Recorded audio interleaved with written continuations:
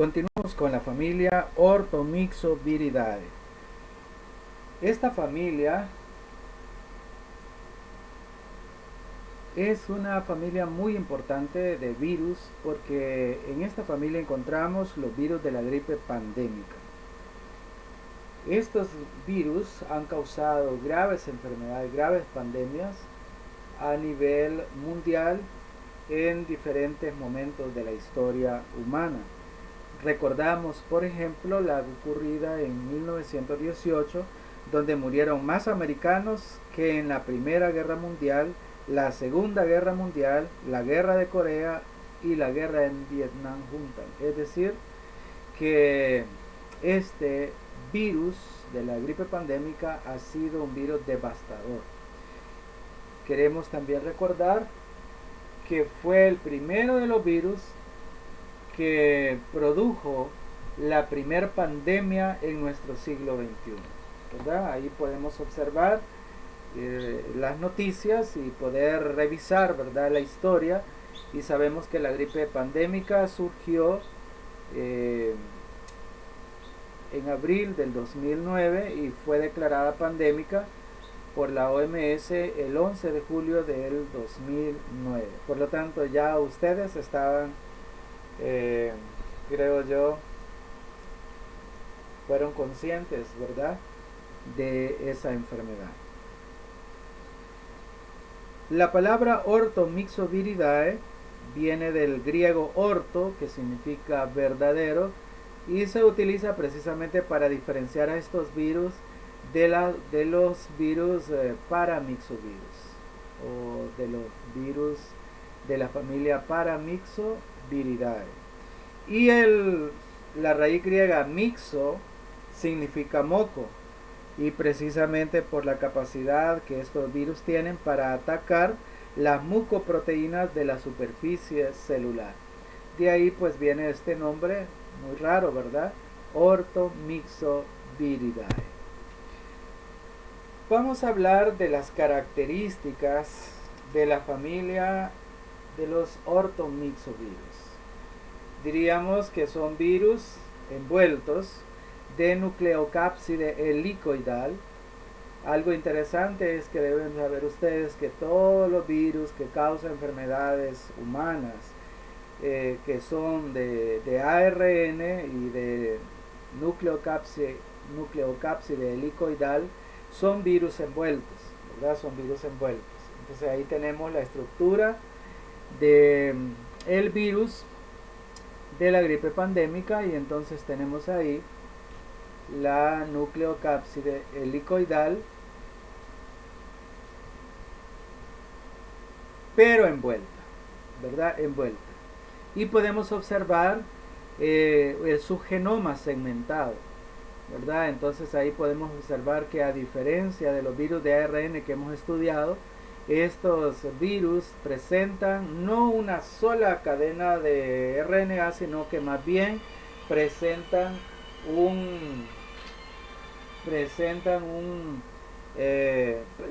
segmentos, ¿verdad? Presentan segmentos, y en el caso de la gripe pandémica, el virus de la gripe pandémica presenta 8 segmentos, y esos segmentos son de cadena sencilla y polaridad negativa. Es decir, que todavía estamos hablando de los virus que presentan un genoma de ARN y no pueden ser traducidos de inmediato, ¿verdad? Son de polaridad también negativa. La diferencia es que es segmentado. Presentan una polimerasa de RNA en el virión. Obviamente las células que parasitan no presentan proteínas, enzimas que les permitan sintetizar ARN a partir de otro ARN. Y como en la célula no existe ninguna de esas proteínas, obviamente el virus se hace acompañar.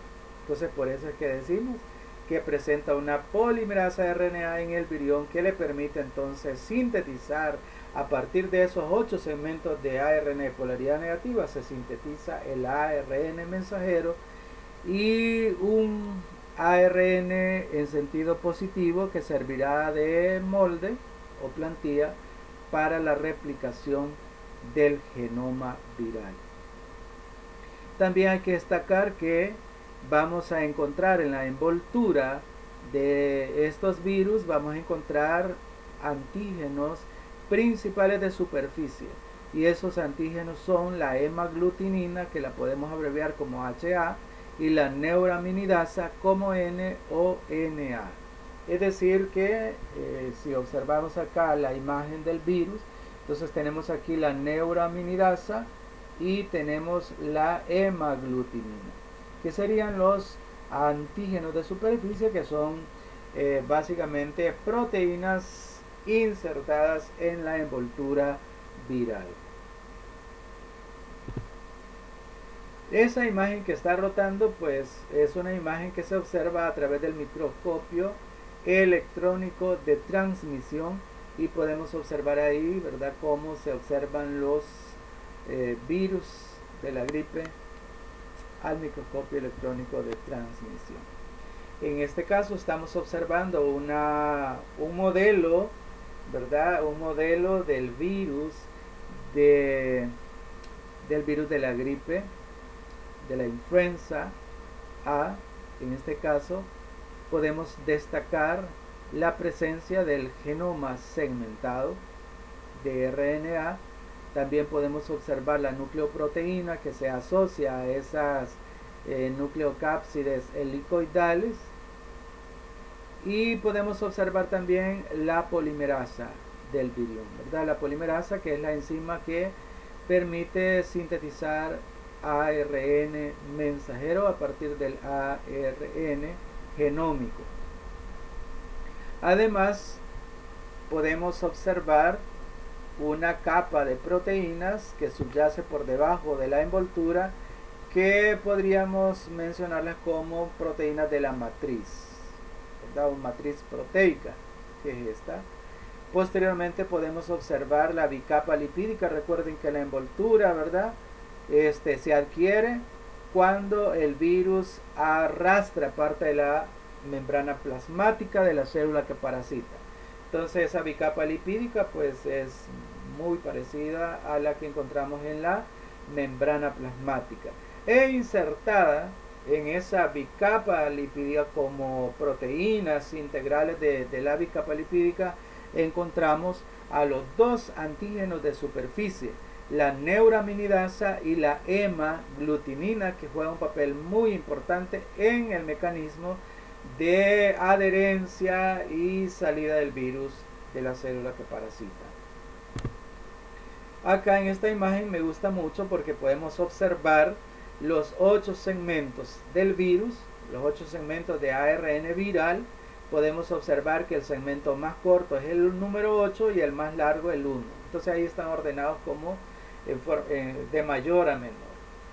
Y podemos observar luego en negro las proteínas de la matriz, y posteriormente lo que tenemos es la envoltura. Y en la envoltura nosotros tenemos un trímero de proteínas compleja que se llama hemaglutinina, y el tetrámero, que tiene una forma de honguito o una forma de martillito, ¿verdad? Y es un tetrámero porque es un complejo de 4 cadenas polipeptídicas que formarían el antígeno llamado neuraminidasa.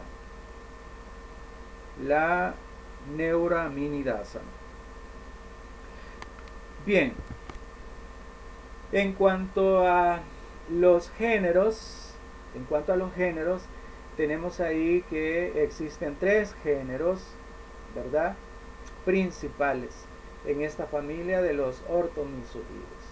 El virus de la influenza A, que es el más importante porque vamos a encontrar ahí este género del virus de la influenza A, causa la gripe pandémica, ¿verdad? Es la causa de pandemias, y no solamente en el ser humano, sino también en aves acuáticas, en pollos, en cerdos, caballos y obviamente en el ser humano. Entonces ahí vamos a encontrar el virus de la influenza A, que es el que nos da mayor problema, ¿verdad? Y el que ha dado varios episodios pandémicos a nivel de la historia humana. El último fue a inicios del siglo XXI, ¿verdad? En el 2019.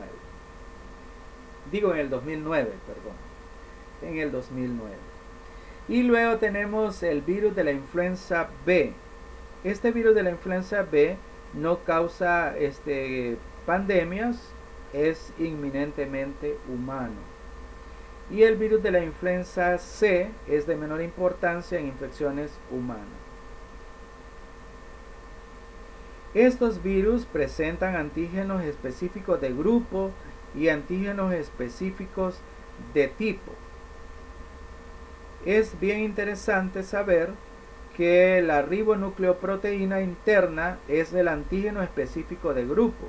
Por eso es que estos géneros principales se clasifican en tipo A, tipo B y tipo C. Entonces esos serían los antígenos de grupo. Y los antígenos de grupo, como les decía, está en función de la ribonucleoproteína interna. Pero también tenemos los antígenos de tipo. Y los antígenos de tipo van a estar dados por las proteínas de superficie, por la hemaglutinina y la neuraminidasa. Por eso decimos que el virus de la influenza A se ha clasificado en base a esas dos proteínas presentes en la superficie, la hemaglutinina y la neuraminidasa. En este caso podríamos decir que existen 16 subtipos de hemaglutinina, 16 subtipos, ¿verdad?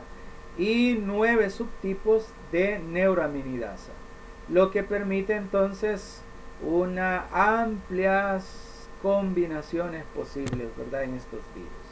En cuanto a la clasificación, ahí tenemos que existe una nomenclatura que permite poder identificar a las diferentes cepas que van surgiendo, porque algo interesante que debemos de recordar es que los virus de ARN son virus que varían, que mutan, ¿verdad? Sufren mutaciones y entonces van surgiendo nuevos tipos virales, nuevos serotipos, nuevas variantes del virus.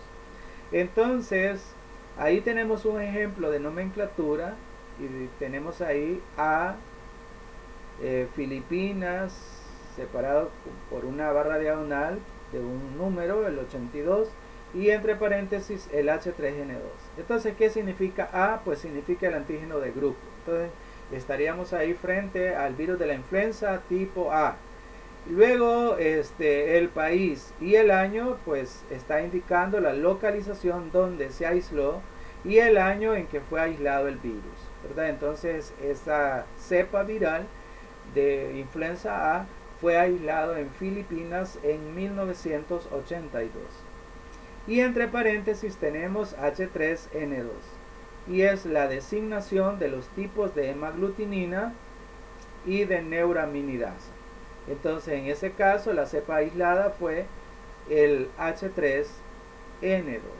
Ya decíamos que de H, de hemaglutinina, hay 16 tipos y de neuraminidasa 9.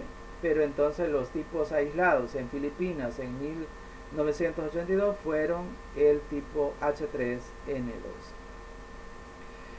Las cepas del virus de la gripe más comunes son el tipo A, H1N1, y esa básicamente es la que reúne mayor importancia porque es la gripe pandémica la que está, ¿verdad?, variedad de este tipo de virus de la influenza ha originado en el transcurso de la historia humana muchas epidemias, ¿verdad? Y la última les decía que fue en el 2009, ¿verdad? Ahí ocurrió la primera pandemia del siglo XXI, gracias a la formación de una nueva cepa del virus de la influenza que resultó ser la tipo A H1N1. Pero también tenemos otra cepa de interés, el tipo A H3N2, ¿verdad? Hablando de estos antígenos de superficie, la neuraminidasa y hemaglutinina van a tener un rol fundamental en el proceso de ingreso y en el proceso también de liberación de las partículas víricas de la célula huésped que parasitan. Para el caso de la hemaglutinina, esta proteína es bien importante en la unión del virus al receptor de la célula que parasita. Entonces el virus se va a unir a través de la hemaglutinina al ácido neuramínico o ácido siálico, que está presente en las células del epitelio respiratorio. Y la proteína neuraminidasa es sumamente importante porque gracias a esta proteína el virus puede degradar la capa de moco que protege a las células del epitelio respiratorio.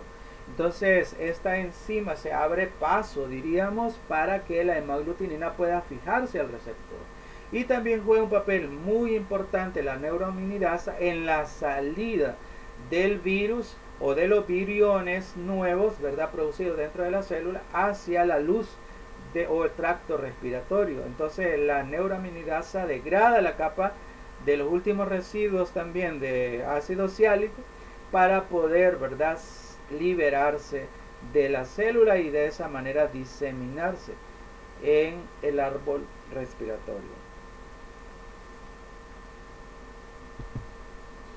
En este caso estamos observando esa línea temporal que muestra las principales brotes de gripe y cambios antigénicos que han resultado a través de la historia. Entonces podemos irnos hacia 1918 y podemos observar ahí que posiblemente fue causada esa pandemia en 1918 que mató más soldados que las guerras que la Primera Guerra Mundial, como decíamos, ¿verdad? Posiblemente se trató de el tipo H1N1, ¿verdad? Y así podemos ir viendo las diferentes variantes que han causado, por ejemplo, en 1957 la gripe asiática por la variante H3N2, y llegamos, ahí no se presenta la gráfica porque no está actualizada, pero si lo actualizaríamos entonces llegaríamos al 2009, donde ocurre la gripe pandémica, ¿verdad?, del tipo H1N1. En cuanto a la patogenia, diríamos que la infección está limitada principalmente al epitelio respiratorio y se transmite a través de las gotitas respiratorias, ¿verdad? Esas gotitas que se pueden liberar al toser, al estornudar y al hablar, ¿verdad? Entonces ahí tendríamos que tener muy en cuenta, ¿verdad?, que es prácticamente la vía de transmisión y el contacto mano-nariz.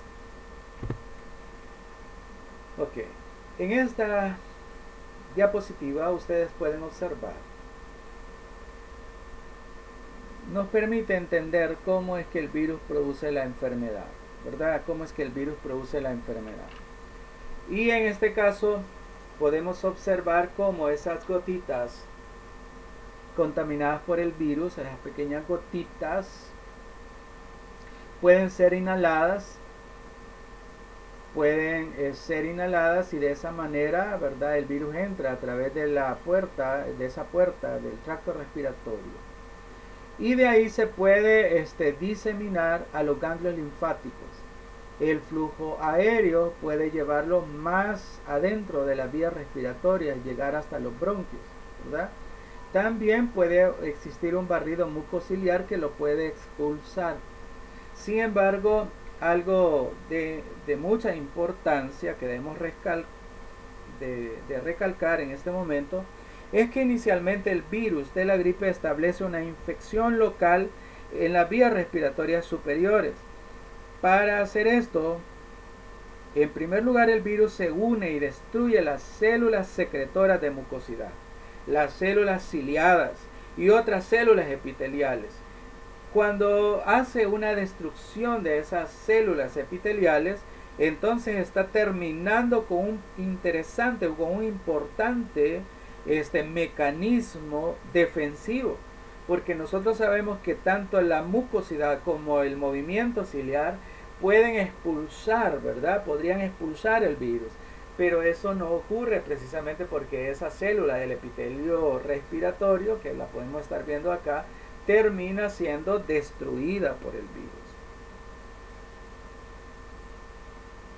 Y entonces, una vez que el virus se replica dentro de la célula, entonces tendría que salir, ¿verdad? Por gemación y salir hacia la luz del tracto respiratorio. En ese caso, la neuraminidasa facilitará el desarrollo de la infección, cortando los residuos de ácido ciálico de la mucosidad para poder acceder al tejido. La liberación preferente del virus en la superficie apical de la célula epitelial y en el pulmón facilitaría su diseminación intercelular y a otros anfitriones. Si el virus se extiende hacia las vías respiratorias inferiores, la infección puede provocar una descamación tan grave del epitelio bronquial o alveolar hasta dejar una única capa basal de células o alcanzar la membrana basal. Y decir que el virus puede entonces destruir a ese epitelio respiratorio. Además de alterar las defensas naturales de las vías respiratorias, destruyendo esas células epiteliales secretoras de moco y las células ciliadas, la infección de la gripe facilita la adhesión de bacterias oportunistas. Y esas bacterias con un epitelio, ¿verdad?, dañado, entonces fácilmente pueden colonizar el tejido respiratorio y producir neumonías secundarias. Por eso es que acá en esta imagen, nosotros en este esquema, ¿verdad?, estamos resumiendo la patogenia viral. Y entonces podemos decir que primariamente el virus entonces puede ser inoculado por aerosoles. Las partículas en suspensión pueden ser inhaladas, replicarse en las vías respiratorias donde vamos a encontrar una lesión del tejido epitelial, una descamación tanto de las células secretoras y de la mucosidad, como también de las células ciliadas. Entonces ahí estamos hablando de un daño directo al epitelio respiratorio, y eso es lo que va a producir entonces los síntomas gripales, ¿verdad? Los síntomas gripales. Pero si nuestro sistema inmunológico es debilitado y que incluso también es afectado por esta infección viral, entonces nos volvemos más vulnerables. Entonces el virus puede descender a las vías respiratorias inferiores y producir entonces una neumonía viral primaria. Sin embargo, en los últimos estudios se sabe de que los pacientes han muerto por neumonía, pero de origen bacteriana, ¿verdad? Porque hay algunas bacterias que el daño que se produce a nivel del epitelio respiratorio protector, entonces favorecen la colonización de estas bacterias que en la tercera, diríamos que casi la tercera, cuartas partes, ¿verdad?, de los pacientes que han sufrido de neumonía fatal o grave han desarrollado una infección secundaria bacteriana, donde destacamos a estas tres bacterias: Staphylococcus aureus, Streptococcus pneumoniae y Haemophilus influenzae. Entonces tenemos aquí tres bacterias que pueden ser la causa de la muerte por neumonía secundaria, ¿verdad?, a una infección por el virus de la influenza. Y las muertes que se produjeron por esta causa fueron mayoritarias, es decir, las personas pensaban que se trataba de un resfriado común, no iban al médico, y cuando iban entonces ya habían desarrollado la neumonía bacteriana secundaria, y entonces su condición, su cuadro clínico era ya bastante grave, y para muchos de ellos fue fatal. Hay que, ahí también les digo, ¿verdad?, que puede haber neumonía viral primaria sin infección secundaria bacteriana. Pero como les decía, los estudios que se han realizado en las últimas pandemias han detectado que la neumonía más frecuente sería la neumonía bacteriana secundaria por Staphylococcus, Streptococcus y Haemophilus. Algo importante en este tipo de virus de la influenza tipo A es que este virus varía, está sujeto a mucha mutación, ¿verdad? Es un virus que fácilmente canjean o reordenan sus genes. Y eso es lo que ha permitido que con el paso del tiempo vayan surgiendo nuevas cepas virales para los cuales la población no tiene inmunidad, precisamente porque hay un canje o un reordenamiento de los genes. Por ejemplo, como el virus de la influenza A posee una alta capacidad para recombinarse con otras cepas, el nuevo H1N1 es el producto de varios rearreglos genéticos que lo hace tener características de virus aviario, virus porcino y virus humano. Entonces, básicamente esta última pandemia del siglo XXI, no hablando del coronavirus actual, sino de la sucedida en el 2009, entonces estamos hablando de que era un virus que básicamente era un cóctel de genes, ¿verdad? Ese virus se formó por genes, por la combinación de genes de las aves, genes del cerdo y genes humanos, ¿verdad? Porque tienen esa capacidad de canjear y reordenar sus genes. Por lo tanto, hay un gran trabajo para la Organización Mundial de la Salud, ya que ésta se encarga de aislar cepas de los virus de la gripe cada año, de los virus de la gripe circulante, y de esa manera están ellos monitoreando nuevas cepas virales y de esa manera se está controlando, ¿verdad? Y se está asegurando una vacuna que funcione para todas las cepas que están circulando a nivel mundial. ¿Cómo ocurre eso del reordenamiento de los genes en los virus de la influenza tipo A? Pues aquí estamos viendo nosotros dos tipos de virus que infectan una misma célula, y dentro de esa célula, en el proceso de reorganización o de encapsidación o formación de nuevas partículas virales, entonces ahí resulta una combinación de genes diferentes. Entonces ahí podemos observar que muchas veces, si una sola célula ha sido parasitada por dos tipos de cepa de virus, que podría haber sido virus de las aves, virus del cerdo, entonces lo que surge de esa célula es un nuevo virus que no es ni virus aviario ni virus porcino, sino que tiene una combinación de los dos, ¿verdad? Y entonces esa sería una nueva cepa viral. Y ahí podemos observar los genomas, ¿verdad? Y podemos observar que es una combinación de los dos virus. Entonces el virus tipo H1N1, como les decía, era un cóctel inédito, ¿verdad? De virus aviarios, humanos y porcinos. Entonces ahí sucedió que el virus de la gripe aviaria contaminó al virus de la gripe el virus de la gripe aviaria, contaminó a un cerdo que de igual manera había sido también contaminado por el virus de la gripe humano.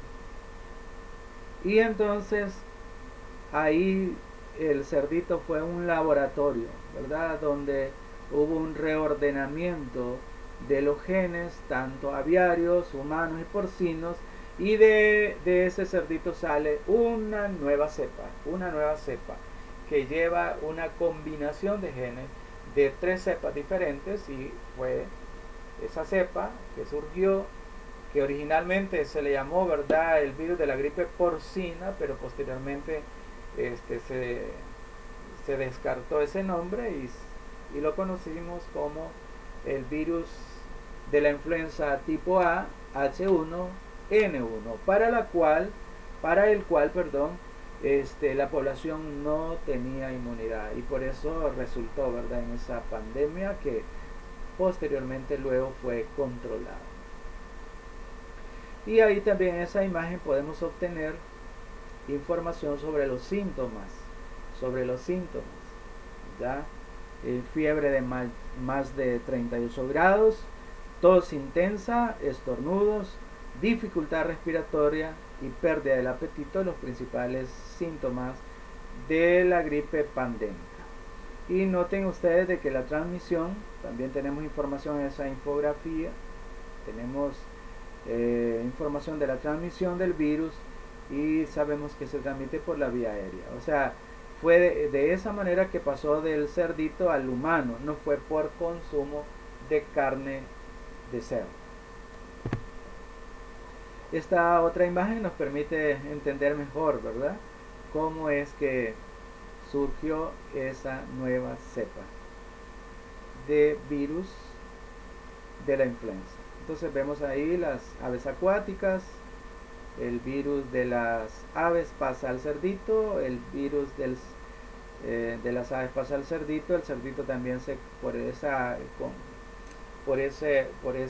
convivencia estrecha con los animales, el ser humano pudo haber también contaminado a ese cerdito con el virus humano, y el virus del cerdo pudo también estar presente ahí.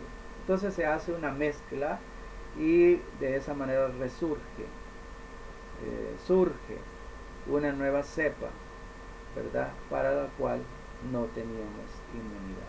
Entonces se disemina rápidamente y se declara pandemia en el 2009. En cuanto al diagnóstico, el diagnóstico de la influenza se basa en la identificación de los antígenos virales o del ácido nucleico viral presente en las muestras, ¿verdad?, el aislamiento del virus o la demostración de una respuesta inmunitaria específica del paciente. Y la muestra pues se toma de lavados nasales y los frotis de exudado faríngeo son las mejores muestras para los análisis diagnósticos. Se debe obtener en los primeros 3 días después del comienzo de los síntomas. Y ahí pues tenemos algunas pruebas diagnósticas. Las más importantes son las pruebas diagnósticas rápidas. Esas pruebas diagnósticas rápidas se pueden utilizar a nivel hospitalario y básicamente estarían identificando si un paciente tiene una infección por el virus de la influenza H1N1. ¿Cuáles son esas pruebas diagnósticas? Pues la inmunofluorescencia, la prueba de enzima o inmunoensayo, llamada también ELISA, y la más certera, ¿verdad?, pero tal vez no con el mismo acceso a todos los hospitales, serían las pruebas moleculares. La RT-PCR, ¿verdad? Ya saben que PCR significa reacción en cadena de la polimerasa, pero estamos hablando de una retrotranscriptasa, ¿verdad?, una PCR, pero que toma como muestra el ARN viral, ¿verdad? Entonces necesita hacerse una retrotranscriptasa PCR. Y bueno, creo que todos conocemos, ¿verdad?, las medidas de prevención contra la gripe pandémica. Entonces ahí tenemos, al toser hay que cubrirse la boca, ¿verdad? Hay que utilizar toallitas desechables, hay que protegerse la nariz, boca y ojos, ¿verdad?, porque el virus puede ingresar por esos medios.